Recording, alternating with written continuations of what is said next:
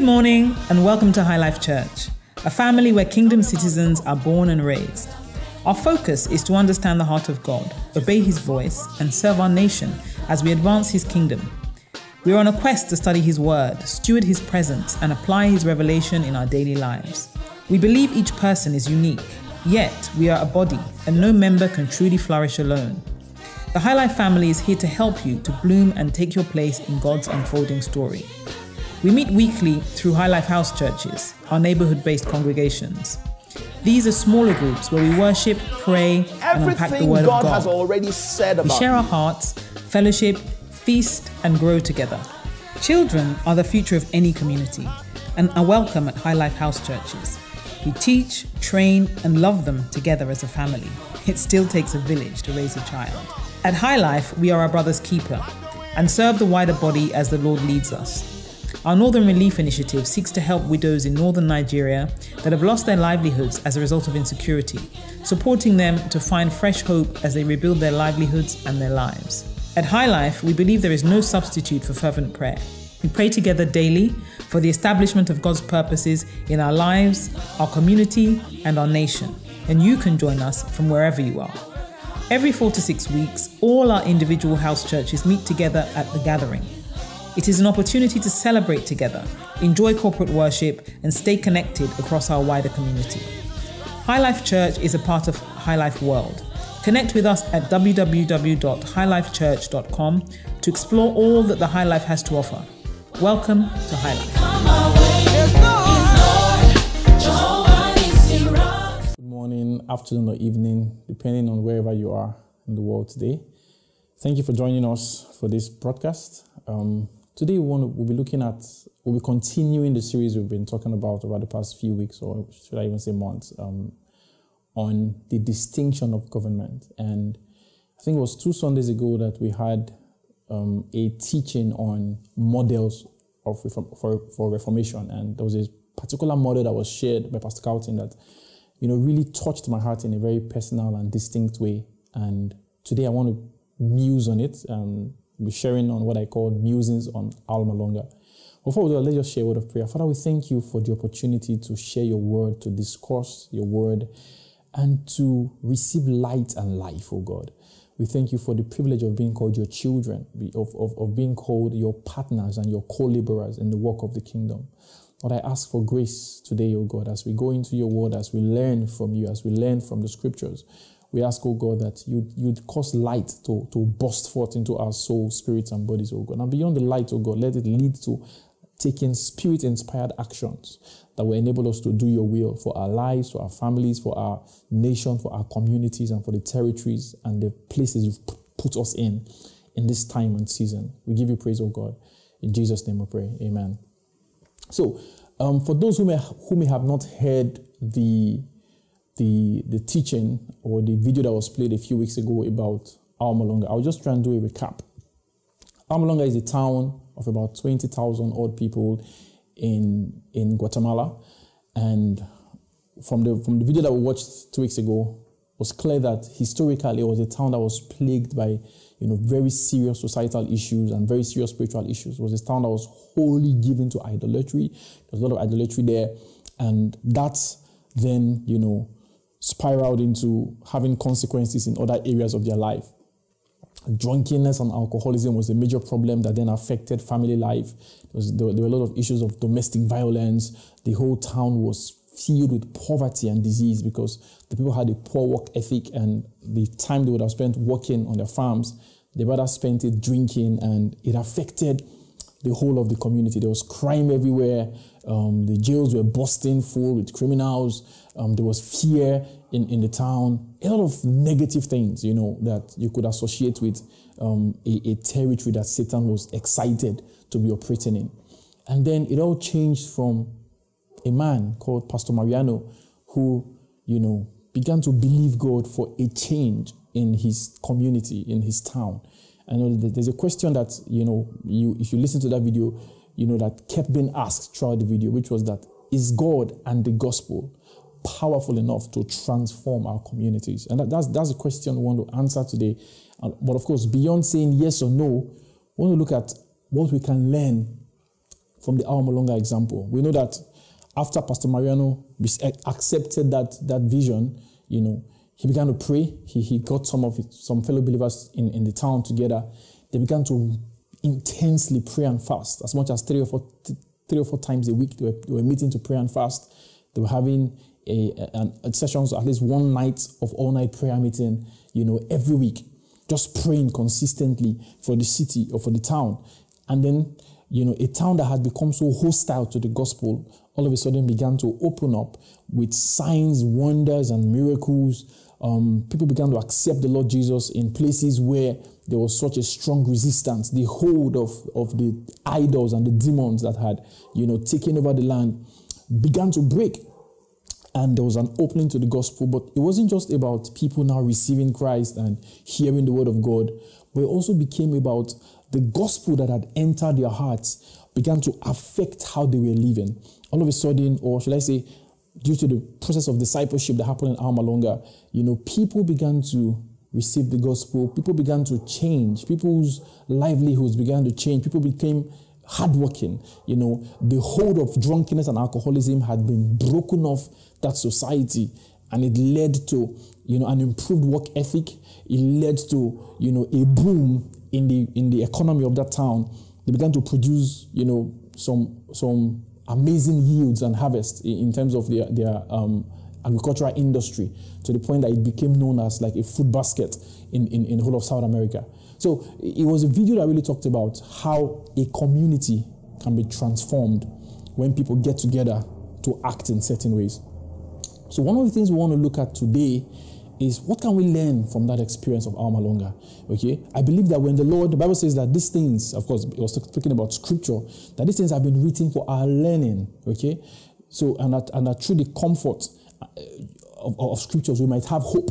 So even though the story of Alma Longa is not scripture, but I believe that it's been documented so that we can learn from it. Okay, if you look at the book of Mark, for instance, the idea of learning from the things that God has done in the past is very important. So look at the book of Mark, where Jesus had just fed 5,000 people, and in fact, let's look at it together. Mark chapter 6. I'll just read it. While I look for the scripture, let me just give you a brief background to what happened there. Okay, so Jesus had just fed 5,000 people, and after that, he told his disciples to join him to get on the boat and go to the other side. Okay, and then when he did that, he then went across to pray in the mountain, and then in the middle of the night, while his disciples were on the boat, there was a storm, and the disciples were afraid. And of course, Jesus came on the boat, and the Bible says that the storm ceased. So I want to read from Mark chapter 6. Let me start from verse 49. Okay. It says, and when they saw him, just when they saw Jesus walking on the water, when they saw him walking upon the sea, they supposed that it had been a spirit, and they cried out.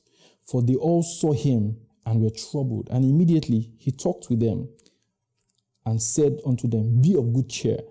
It is I, be not afraid. Verse 51. And he went up unto them into the ship, and the wind ceased, and they were sore amazed in themselves beyond measure, and wondered. Verse 52, it says, for they considered not the miracle of the loaves, for their heart was hardened. So it was like the writer of this gospel was saying that the reason why the disciples of Jesus were afraid, okay, was because they had lost sight of a previous work of God. Yes, you would say that what's the relationship between Jesus feeding 5,000 and Jesus, saving someone who is about to be maybe who's at peril in the sea. Okay, but the point is that if God has demonstrated his power and wisdom at any point in time, there's something we can learn if we consider it, if we consider that example. And the reason why the disciples of Jesus were afraid, the Bible says, was because they didn't consider the miracle of the loaves, which had just happened. Okay, and so when they were faced with another situation, even though it wasn't alike, this was a case of lack of food, this was a case of peril and danger to life. Okay, but the Bible still thinks that the acts of God are things that if we study them, it can challenge our faith, it can challenge our actions to the end that we can press in the direction that God wants us to go. So today we want to consider the miracle of Alma Longa. We want to consider the acts of God at Alma Longa. Even though it happened decades ago, and to see if we can learn something that can challenge us for our present time. The situations may be different, but it's the same God. The situations may be different, but if we take learning, if we consider their processes, okay, we can see similar results, even if the underlying context may be a bit different. So let's go to Psalm 67, and then I'll try and, teach about this psalm, but using, the example of what happened to Alma Longa as some sort of background. Okay, Psalm 67, I'll read from the New King James Version. It says, God be merciful to us and bless us, and cause his face to shine upon us, Selah, that your way may be known on earth, your salvation among all nations. Let the peoples praise you, O Lord. Let all the peoples praise you. Oh, let the nations be glad and sing for joy. For you shall judge the people righteously and govern the nations on earth. Selah. Let the peoples praise you, O God. Let all the people praise you. Then the earth shall yield her increase. God, our own God, shall bless us. God shall bless us, and all the ends of the earth shall fear him. Okay, now, the beginning of this psalm should feel familiar to you if you've read Numbers chapter 6, which is basically the priestly blessing. God had commanded Aaron and his sons to release a blessing upon the children of Israel. And the blessing was this. We know the Lord bless you and keep you. The Lord cause his face to shine upon you. So that looks like what we see here as well. So verse 1 says, God be merciful to us and bless us and cause his face to shine upon us. Okay? That introduces a concept to us. In other words, all of this personal, or should I say, I can say personal, because the us is talking about the body of the believers, if I can use that word, even though this was the Old Testament, the body of the believers, okay? It was talking about God's interaction with us has an end. Yes, God is merciful, okay? That is an end in itself. He desires to bless us. He has already blessed us. The Bible says in the book of, Ephesians chapter 1, that he has said, blessed be the God and Father of our Lord Jesus Christ, who has blessed us with all spiritual blessings in the heavenly place. So the Lord has made some great investments in our lives because of his mercy, because he's naturally, God is merciful. That's his nature. He's in his nature to be merciful. Okay? He said, God be merciful to us and bless us, and cause his face to shine. His face shine upon us, talk about his favor, his presence being active in our midst. Okay, but in the mind of the writer of this scripture, he then situates all of these acts of God, all of this benevolence of God to us as his children. He ties a reason to it. He ties an expectation to it. And that expectation is introduced by the word that. He said that, let me take the liberty to add, so that your way may be known on earth. Okay? So I think that one of the things that we must embrace in our day as a people of the kingdom, as a people who want to see, the Lord, do something significant and impactful in our communities, in our territories, in the different spheres He has called us to, is to remove ourselves from a Christianity or from an engagement with God that has its sole aim as personal preservation or just being personal beneficiaries of the acts of God. Okay, if we look at a lot of the prayer movements, especially in the nation of Nigeria today, there's been like an outburst and an outbreak of online prayer movements. Okay, on Zoom, on YouTube. It's great that the people of God are praying. It's very good for that to happen. But I wonder if the focus of those prayer movements, the focus of those prayer engagements, if you look at the focus of what the things that people are praying about, and people are coming to pray every day, if it is not a reflection of how we have viewed the work of God in our life. Because most of these prayers still seem so heavily skewed towards personal preservation, a Christianity that is intensely personal. God bless me and mine. God do this for me.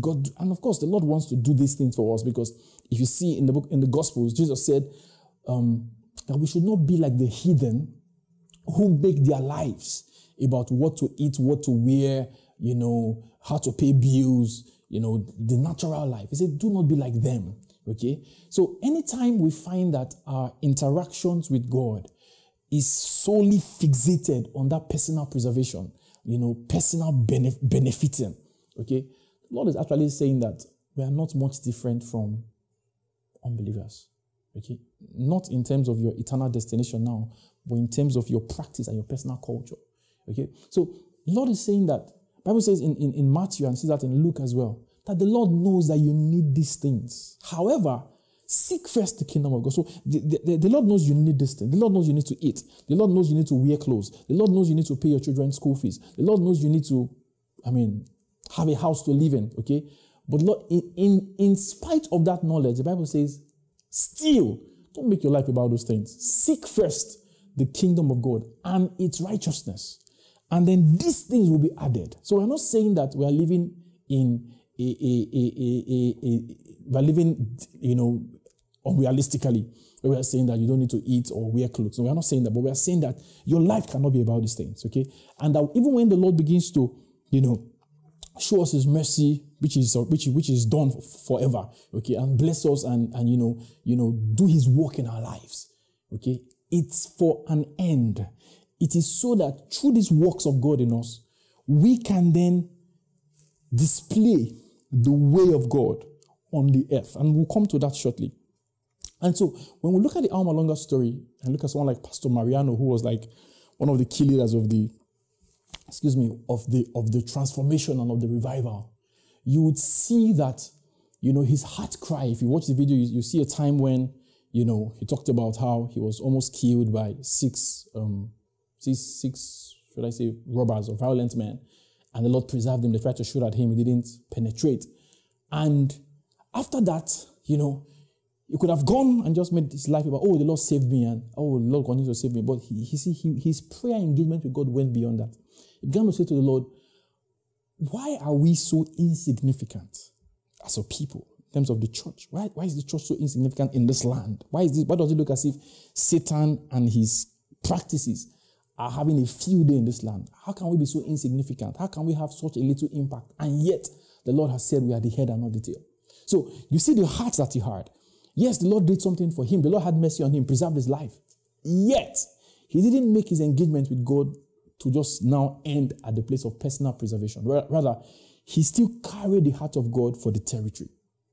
And I think that if there's anything to learn from that story, one is that heart of the kingdom, that heart that just has, trust in God at the basics of the natural life, food, clothing, accommodation. The Lord is not an irresponsible father. He sorts those things out, okay? But our lives are not about those things. So we must reclaim the center of the will of God. We must reclaim the thing that truly matters to God in this time, because that's what Pastor Mariano and the rest of his people did. The next thing we see here is that he says that your way may be known on earth, your salvation among all nations. Again, you begin to see that it started with, Lord, do something in our lives, but it didn't end with us. It ended with the earth. It ended with the nations. Okay? And, it's really important that we begin to allow the Lord to broaden the scope of our engagement. God has more to do through you than just to ensure that you live in a good part of town. In fact, those are not the things that really matter to God. Okay? What matters to God is His agenda to see that, the ways of God are known. And what are the ways of God? When we talk about the ways of God, say that your way may be known on earth. Okay? There's a way that is called the way of God. I think Pastor Solomon preached a message when he said, Jesus Christ the way. Okay? When you talk about a way, if I just speak, colloquially, a way talks about a path from one end to the other. So you say, I'm going from Lekki Phase 1 to Ikeja. What's the way, the process? Okay? The way, the process, the pathway, the how. Okay, so there's a how, there's a way that God achieves his goals that needs to be known on the earth. There's a way of salvation. There's a way of healing. There's a way of life. Okay, so if you read the Bible, it keeps talking about the ways of God. It says he made his ways known to Moses. Okay, the modus operandi of God. God wants his ways to be known, okay, across the earth. The Bible says in Romans chapter 14, verse 17, it says, for the kingdom of God is not in meat and drink, or it's not in food, it's not in the natural things, but it's in righteousness, peace, and joy. So if we use that as a framework, ways of God is righteousness. What is righteousness? Righteousness is about, it's a word that has so many layers to it if you read both the Old and the New Testament, but I'll just take a few of that. Righteousness, number one, talks about the rightness of God, God's holiness in action. Okay, the rightness of God, the way of God, how God operates. Okay, having a guarantee that God can always be trusted to do the right thing. Okay, that's righteousness. Another aspect of righteousness is, of course, the justification of sinners. Okay, we could never declare ourselves righteous. So when we come to Christ, He declares us righteous because of our association and our faith in him. Okay, but then it also talks about that word righteous also has within it the right standards. Okay, God has standards. God has a plumb line for how things should be done in the different spheres and operations of life. So, how do you do your business? There's a righteous way to do your business. How do you raise your family? There's a righteous way to raise your family. How do you engage with your neighbors? There's a righteous way to engage with your neighbors. There's a way, and of course, the personality that administers the righteousness of God in this time is the Holy Ghost. Of course, we learn about that from the scriptures. Then the Holy Ghost helps us to navigate. So the Bible is saying that God wants our cry. Now, because this is a prayer. Okay? This is a prayer. And the writer of this prayer, his cry is that, Lord, I want your way to be known. I want your righteous way to be known across the earth. Okay, is that something that matters to us? When we see the decadence in our society, when we see the poverty, when we see the corruption, if you live in a place like Nigeria, when you see the corruption, when you see that we have so many churches, but it doesn't seem to affect the way that we are living, okay, the quality of the Christian experience. It's like the values of the kingdom does not seem to have pervaded the land, the way churches have pervaded the land. Okay, does that break your heart? Or is your complete engagement with God about God bless me, God bless me, God bless me, help me, Lord, take me to an estate where I don't have to deal with the madness in this society anymore. Insulate me, oh God, from these issues in this place. Because that seems to be, at least if I speak from a Nigerian perspective, that seems to be the focus of our Christianity. All the prayer moves we have on Zoom and WhatsApp and Zoom and YouTube, it seems to be a prayer of insulation. That, Lord, the city may be burning down. The nations may be breaking down. The institutions are crumbling. Lord, just help me. Just because I'm your child, just help me. That's not the prayer of a kingdom person. Okay, like we said, it doesn't mean that the Lord doesn't want you to have your needs met or doesn't want to preserve you. No, he wants to do those things. But you see, Jesus said something about the weightier matters. The weightier matters to God are the issues of kingdom, the issue of justice, the issues of salvation, okay, the issue of eternal destiny of people, the issues of how do we begin to represent his values on the earth. Okay, so those are the things that matter to God, and those are the things that must matter to us as God's people. So he says that your way may be known. Another way of God is the way of peace. He says righteousness, peace, and what is peace? Okay, peace talks about harmony. Okay, between two parties or two or more parties. Okay, so it says the kingdom of God, righteousness, peace, and joy. The peace of God talks about reconciliation to God, and then reconciliation between man and man, man and woman, reconciliation between communities. So one of the things that God wants to see is reconciliation, to see men reconciled back to him, to see people reconciled back to one another. So those are the ways of God that when we begin to pray. When was the last time you prayed? When was the last time you engaged God to see people reconciled back to God, or to see families reconciled, or to see brothers and sisters living together in harmony? Okay, and then he talked about joy, righteousness, peace, and joy. Joy talks about the pleasure, that we get from doing the will of God. There seems to be, a brand of Christianity where you are serving God, but it's just like you're still under the law. You are trying to do the will of God, but you are not enjoying it. Okay?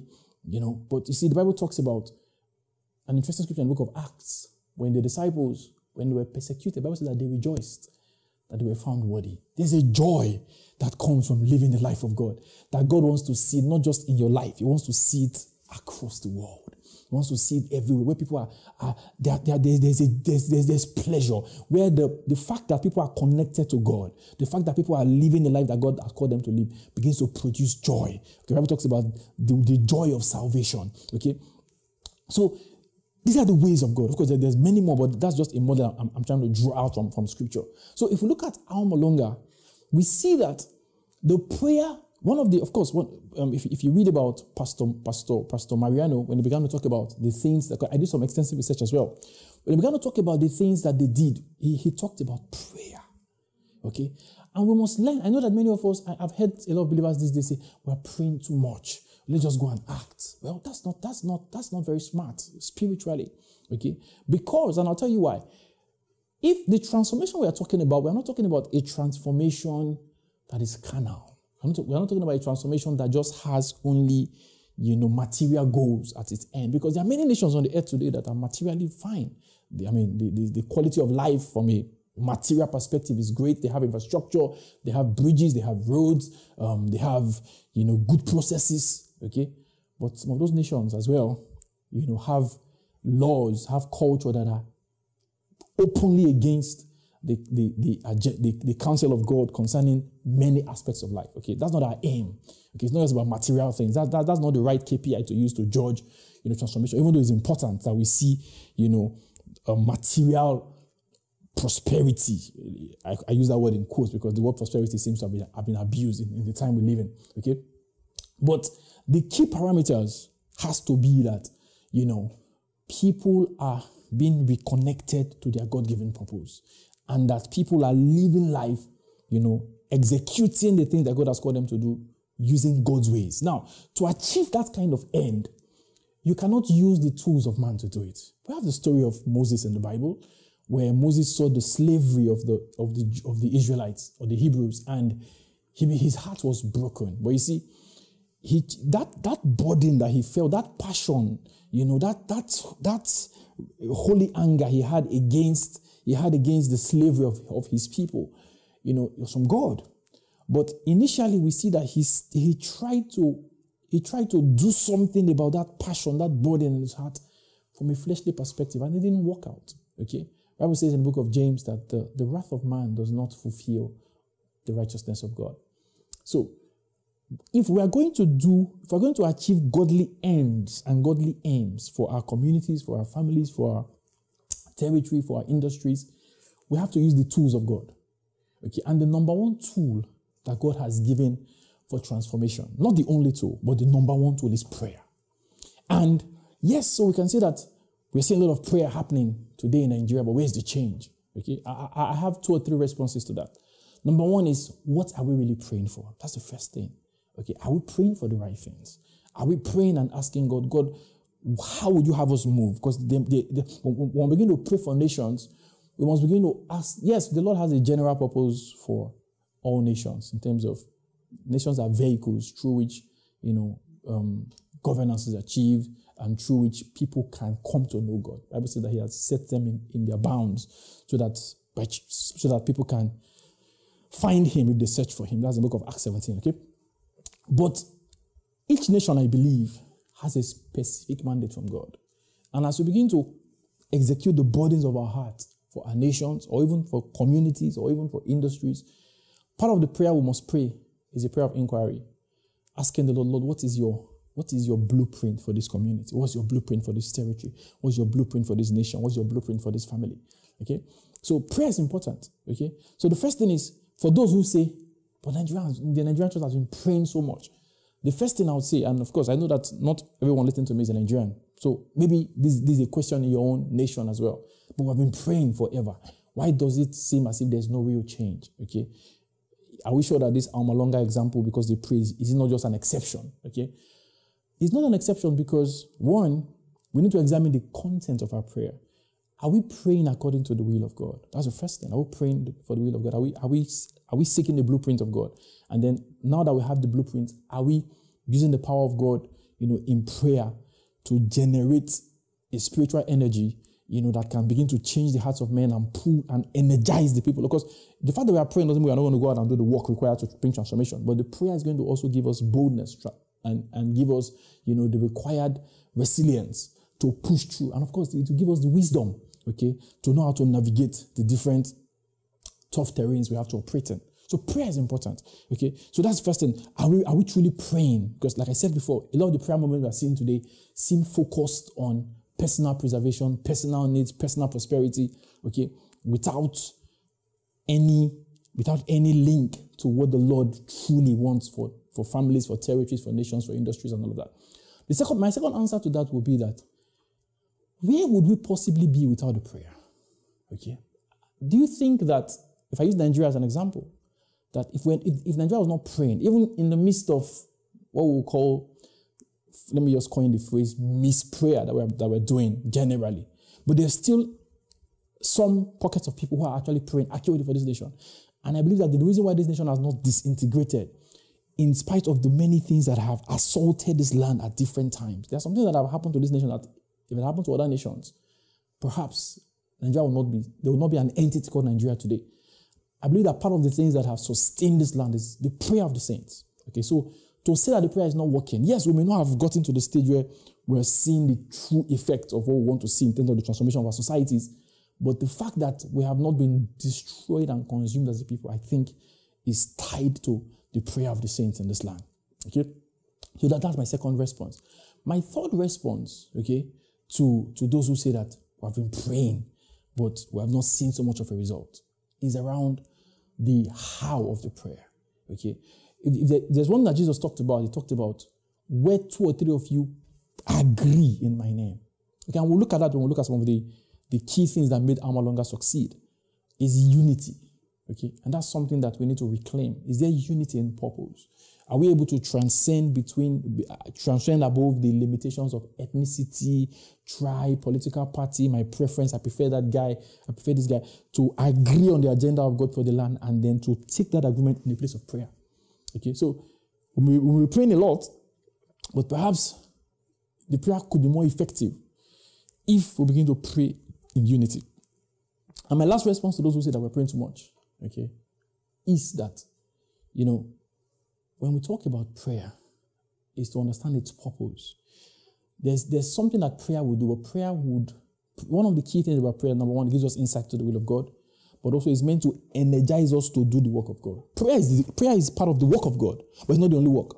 So if we are trying to use prayer to substitute righteous action, spirit-inspired action, then of course that prayer is not going to work, because there are things that the Lord will expect us to still do after we have prayed. And if we think that prayer will do everything, then we are mistaken. So that's my response to that. But you see, if you look at the Alma Longa story, prayer was central to their operations. They were praying 3 or 4 times a week with fasting. Those things will never go out of style. We can never modernize that aspect of the move of God. The ability for prayer and fasting to change, the landscape of a community, of a territory, of a family. Because through prayer, we come to understand the will of God. Through prayer, we are able to release power, to change the landscape of a territory in ways that just human effort can never dream to do. So we must embrace that lifestyle of prayer and fasting again. That's what they did in Alma Longa. And think about the things that God has called you to. Remove the focus of your life from personal prosperity and personal preservation. God will keep you. God will provide for your needs. But as you begin to take up the burdens that the Lord has placed in your heart, and you begin to take it to the Lord in prayer, wisdom will be released. The changes that your words cannot produce by itself will begin to happen in that territory. The other thing I would say in response to that we have been praying for a long time is that one of the keys to Alma Longa's success was that the prayer was sustained. You see, sometimes, there are different kinds of prayer. The Bible talks about that in Ephesians, that we should pray different kinds of prayer. And sometimes there's some prayers that you pray that can maybe heal the sick at once. But it's when it comes to transformation, a one-time prayer cannot birth transformation. Okay, to transform not just an individual, to transform a huge community of people, to transform nations, it takes time. Even as God helps, because don't forget that God is not, human beings are not machines. God has given people free will. Okay, so to begin to cause people to change their perspective, of course, prayer will release an atmosphere, a spiritual atmosphere over that territory that makes it easier for people to bend in a certain direction. But then there's still the groundwork that needs to be done in terms of teaching, in terms of discipleship, in terms of policy making, in terms of, engaging sectors and spheres that will take time. And so as much as transformation takes time, then the prayer work itself will take time. We need to continue to pray. Continue to pray. Okay, if you're a student of transformations, okay, you'll find that these transformations don't happen overnight. So this sustained prayer is important. And I think that, we must not get weary of praying. We must not get weary of praying. Okay, because the things we're asking God for are not things that can happen overnight. Okay, they are things that take time. Okay, it's just like a woman is pregnant and it takes 9 months for her to deliver. Even if you are praying for her safe delivery, there's no way that prayer is not going to make that child come out in 2 months. No, there's a defined time for that. That child has to transform from just a small being, okay, just a small being to become a fully formed fetus. Okay, that takes time. So prayer must be sustained. Okay, so it says that your way be known on earth, your salvation among all nations. Let the people praise you, O God. Let the people praise you. Let the nations be glad and sing for joy. For you shall judge the people righteously and govern the nations on the earth. So you see, this is a heart cry of someone that wants to see the influence of God in a territory. Okay? The influence of God. This person is not just concerned about personal preservation. The influence, to say, let the people praise you. Some versions, let the heathen. So these are people that don't even know God. Lord, I desire that the people praise you. We need to reclaim a desire, a passion for the lost. A passion for the lost. Now, how we define the lost is important. Okay? In a certain connotation, the lost can mean those who do not know Christ. Okay? But the lost can also mean those who know Him in terms of they are saved, but they have not yet come. They are not living a life that is reflective of His ways. Okay? So, we can look at the lost from a perspective of lost individuals, which is quite like the heart of it, because the eternal destiny of people is very important to God. But after that, people can still be lost. Okay, you can be a son and be lost. The story of the prodigal son. The father said, "For this my son was lost and has now been found." Why? Because the guy, even though he was still a son, but he had left the influence of the father. So there has to be a desire, a strong desire to see people, to see communities, to see groups come to the heart of the Father. What is the heart of the Father? The heart of the Father is for people to know Jesus. Not just know Him intellectually, to know Him, to be saved, to have a living relationship with Him, and then for the ways of God to pervade how they do life. Okay? If you look at Jesus' interactions, you keep seeing the emphasis of cities. The Bible says that he one time he began to speak against the cities where He had done many mighty works because they did not repent.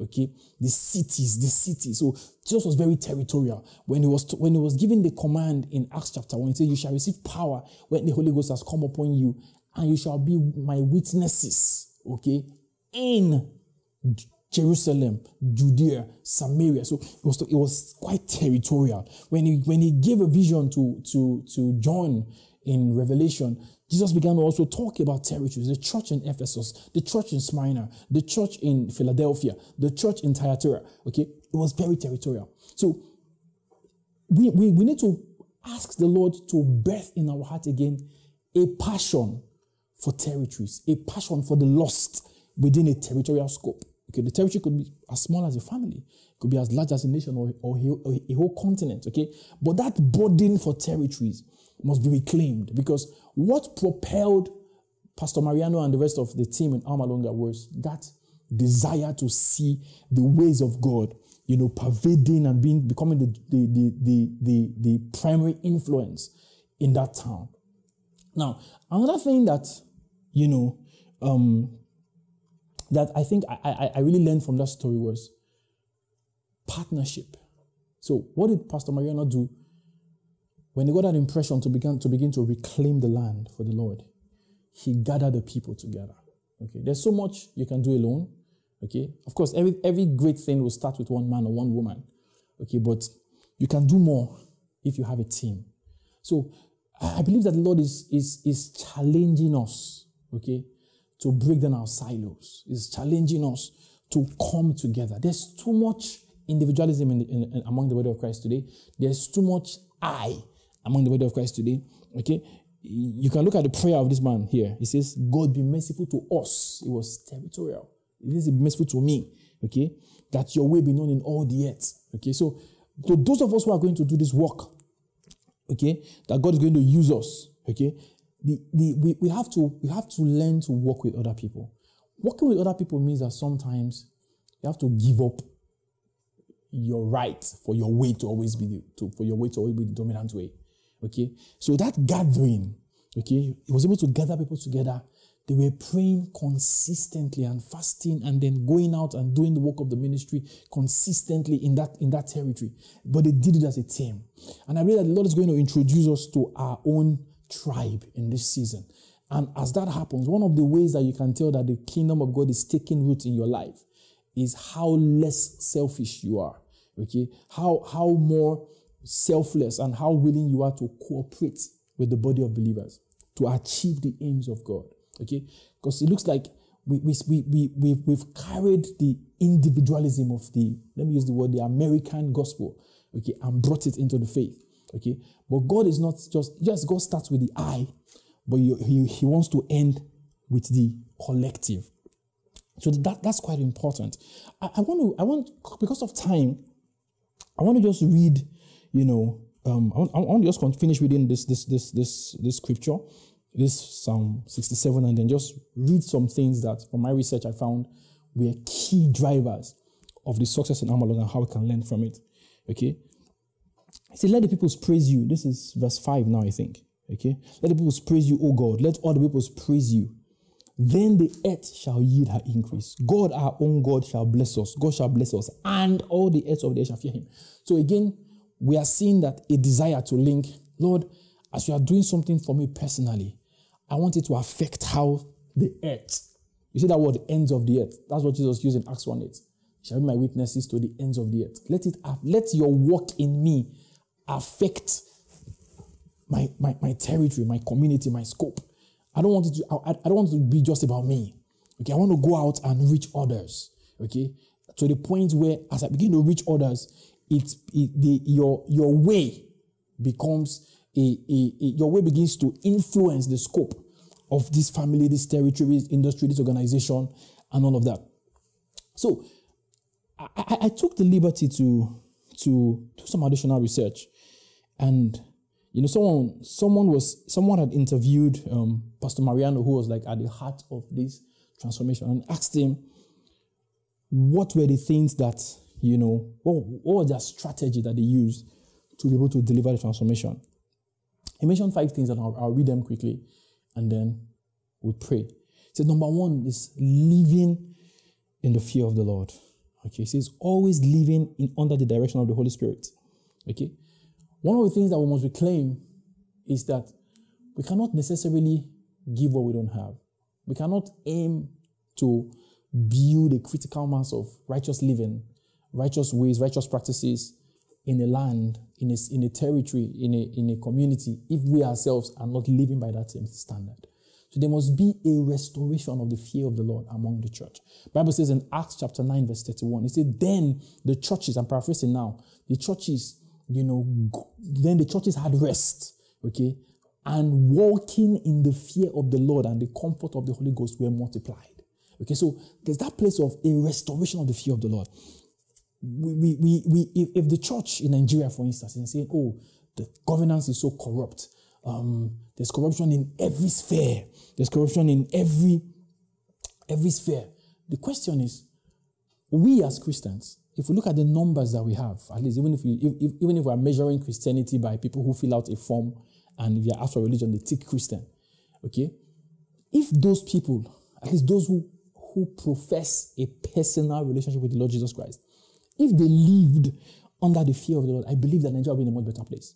Every time you go to a hospital, maybe like, and you see, people talk about the meanness of the medical staff. Like they are treating people without any compassion. Okay? When we see those things, and sorry if you work in Lutz, I'm not knocking you, but I'm just saying that, this is as an example. Could be any hospital in Nigeria, really. Okay? If you do a census, you may find that up to 60 or 70% of those mean medical personnel, mean support staff, they will leave there and go to church on Sunday or Wednesday. Okay? Or maybe they will even have lunch hour fellowship in the hospital. But you see, that fellowship, that gathering together, does not seem to have any link to their dealings with one another. Don't forget, say righteousness, peace, and joy. That's the way of God. Okay? So, how are we relating? So he says, Pastor Mariano said, one of the things that helped them was living in the fear of the Lord, having a healthy reverence for God, living under that consciousness that God is seeing what we are doing, and that we want to live lives that sincerely please Him. Okay? So those are things that we need to reclaim, especially in this nation. Okay? When you look at the different aspects of our life and of our existence, when we talk about how corrupt institutions are, those institutions have human beings working in them, perpetuating and sustaining those practices that we hate. And many of those people are believers. Okay, so this brings a need for a reclaiming of the gospel of repentance. I did a study recently in about the Gospels and Acts, and I saw that almost every time Jesus or the apostles preached the kingdom, it started with repentance, a turning back. We seem to just emphasize come to the Lord as you are, which is true, but we don't talk about how there's an expectation from God that we cease and desist from old patterns and old lifestyles. Okay? We need to reclaim that. That's what Pastor Mariano said. A living life of holiness. A life of the fear of the Lord. Then you go to Acts, you see that every time the apostles seem to preach about forgiveness, there's a word in that verse. It will be repentance. That repent so that you can enjoy forgiveness of sins. Okay? But we seem to just present forgiveness of sin and do not lay an expectation of repentance on God's people. So that doctrinal emphasis, that emphasis on repentance needs to be reclaimed again if we want a people. Because if we are raising a people and we're telling them you can live anyhow you like, we are from the beginning inculcating a heart of selfishness in them. It's now hard. It's very hard to get people who have told them it's okay to live a selfish life, to get them to now live a life that is focused on nations and communities. It's going to be very difficult. The second thing Pastor Mariano said was that they maintained intense prayer and fasting, which I already talked about. There's no need to repeat that. Okay, there are things that only prayer and fasting can do. Jesus said, "This kind goeth not out." I believe that in a nation like Nigeria, there are so many this kind that nothing else but prayer and fasting can come against. Okay, the third thing talked about was that they talked about a form of Christian education. Okay, he said they built Christian schools and he said, revival can crumble he said to avoid revival only impacting one generation, we must pass our faith along to the children, and Christian education is the key step to ensuring that. So an emphasis on the next generation, an emphasis on instructing. I think I prefer that word to just educating. Instructing the people of God on the values of the kingdom. Okay, that's something that's very important, because these are the people that are going to be used to do this work of transformation, and they must have the right attitude. Okay. Number 4 is discipleship. It said caring for new converts. It said included, ministering deliverance to people, discipleship, making a clear break with their past. Okay, fasting, diligent hard work, debt reduction. So there needs to be, and I've talked about it already. When we talk about saving souls, we're not just, I think it was alluded to in some of the messages we listened to in the past. We're not just talking about saving souls from a perspective of believing in Jesus and being saved. That's a fundamental beginning, but it doesn't end there. I think Pastor said 2 Sundays ago that the same Paul who talked about chapter 1, chapter 2, chapter 3 of Ephesians, talked about different things, how we are seated with Christ in heavenly places. He situated all those spiritual realities. He had to situate it in the day-to-day lives of the people. And he said, let him that stole steal no more. Rather, let him work that which is good with his own hand, that he may have something to give to others in need. Okay, so that sort of this gospel that we're preaching, we must remove it from the mysterious realm, where we only talk about, oh, we are seated together with Christ in heavenly places. Oh, we have a new home waiting for us in heaven. Oh, there's a new earth coming. We must bring it down to the day-to-day lives that we live. Paul said, let no corrupt communication proceed out of your mouth. Okay? These are the ways of the kingdom. So discipleship, talks about discipline, talks about following, teaching people how to truly follow Christ and follow the leading of the Holy Ghost. Okay? It's very important. Okay? Behavioral transformation by the power of the Spirit.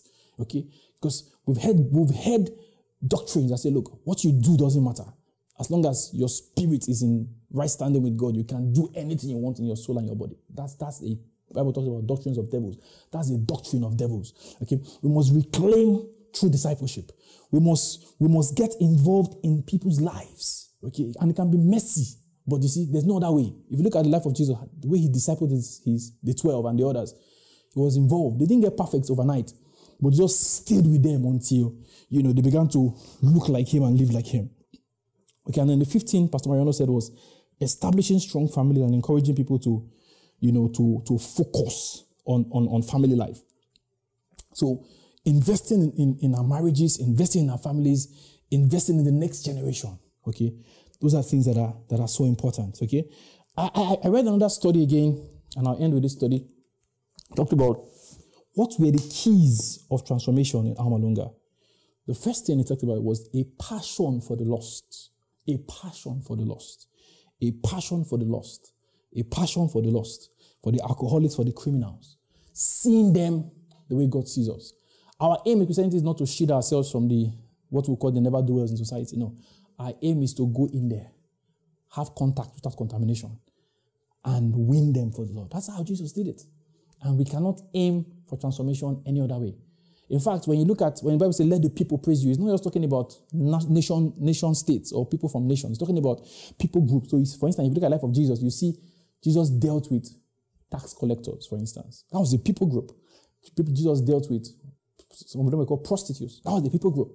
How did Jesus engage with these guys? The Bible says Jesus went to eat in the house of tax collectors. He wasn't running away from sinners. Okay? But I'm not saying you should inculcate the lifestyle of sinners, no, but Jesus related with sinners so much that he was called the friend of sinners. Okay, so we cannot aim to change a people that we are afraid to come in contact with. If the true gospel of the kingdom has been implanted in you, it will produce a work that will dominate, every other thing you come in contact with, as long as you maintain close fellowship with the Holy Ghost. Okay, so a passion for the lost, a passion for the lost, a passion for the lost. Okay. Second thing he talked about was 20 years and more of sustained intercession. Okay, they were praying for the 20 years and more of sustained intercession. So we need to continue to intercede. We need to make our prayer focus about the burdens of God, not just about personal needs. There's no wrong with praying for personal needs, but personal needs should not constitute the bulk of your prayer agenda. Okay, the burdens of God are important.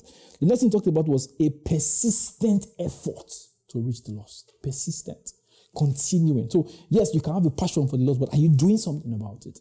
Like I said, systems can be lost.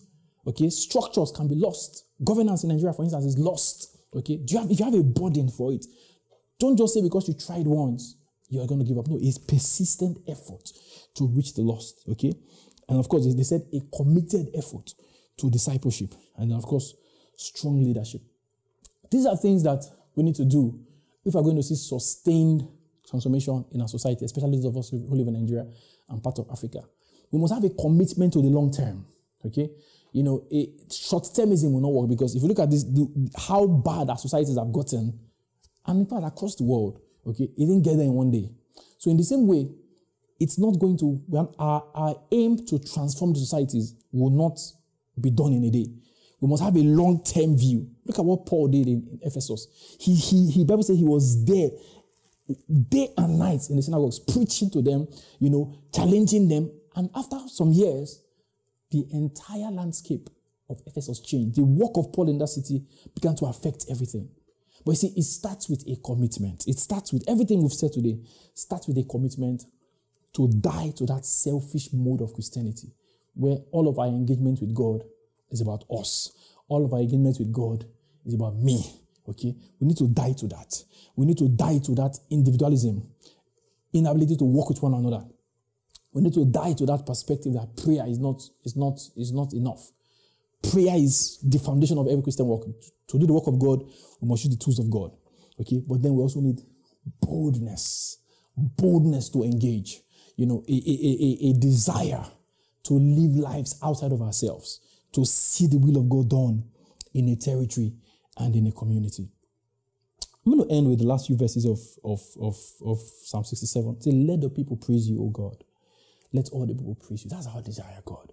We want to see Nigeria, as a nation soaked and steeped in righteousness, peace, and joy.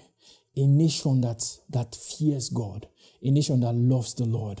A nation that praises God, that recognizes the hand of God.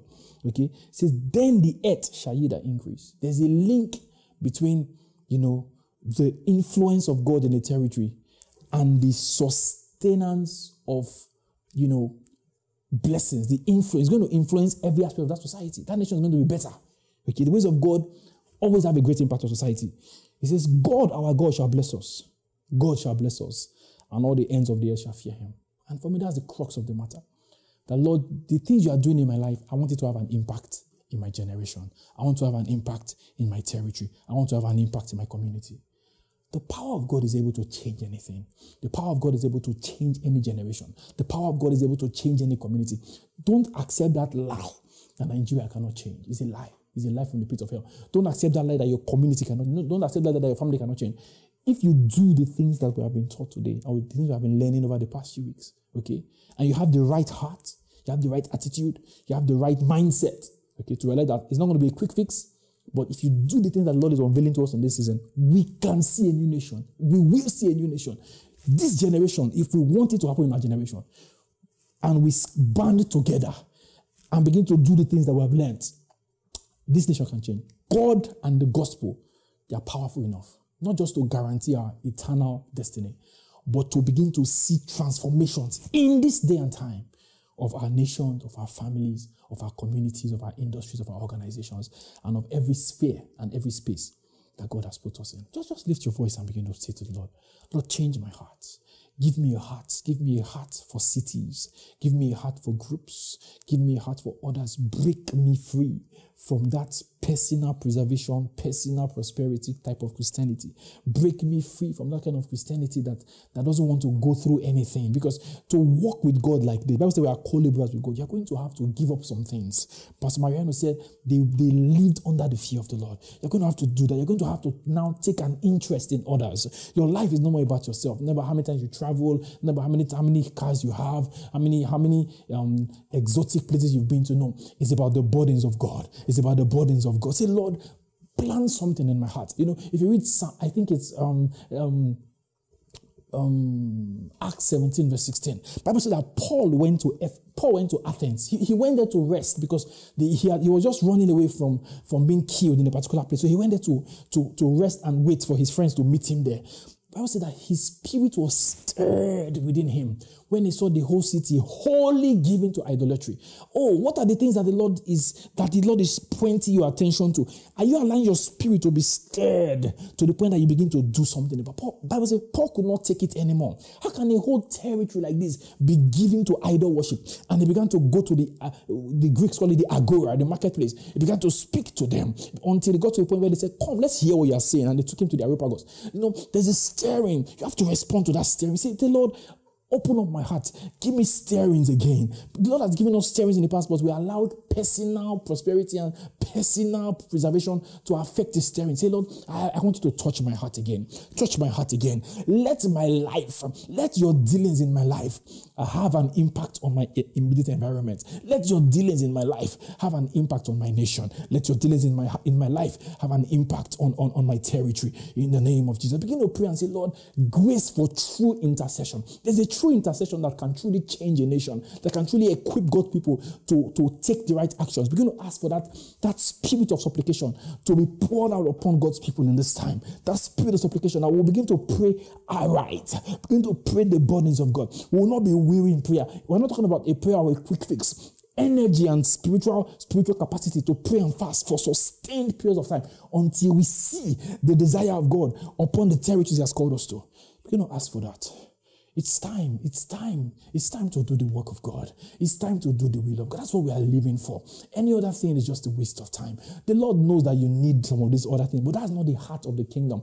The heart of the kingdom is seeking first the kingdom of God. So a desire to see the nations praise Him, a desire to see the people transformed by the power of God. He said, Lord, bless us so that the ends of the earth will fear your name, so that the ends of the earth will recognize you. That is our desire. We're not saying, Lord, bless us so that we will shine more than others. No, we're saying, Lord, do something in us so that we can take your power, take your wisdom, take your glory to the ends of the earth.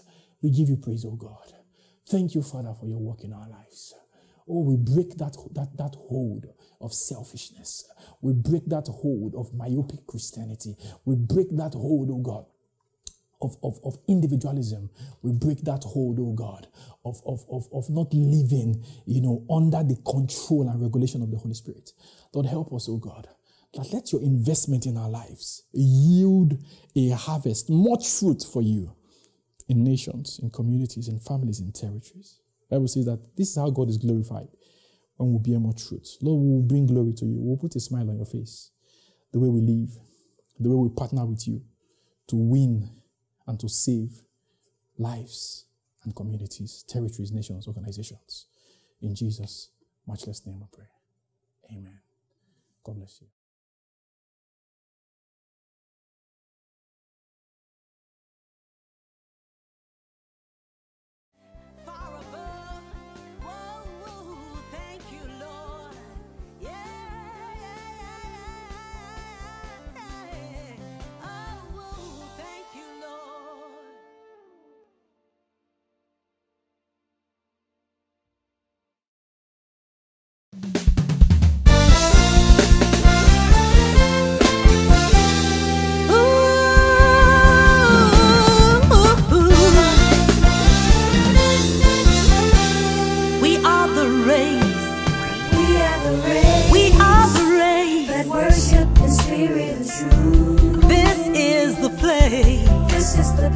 Oh yeah.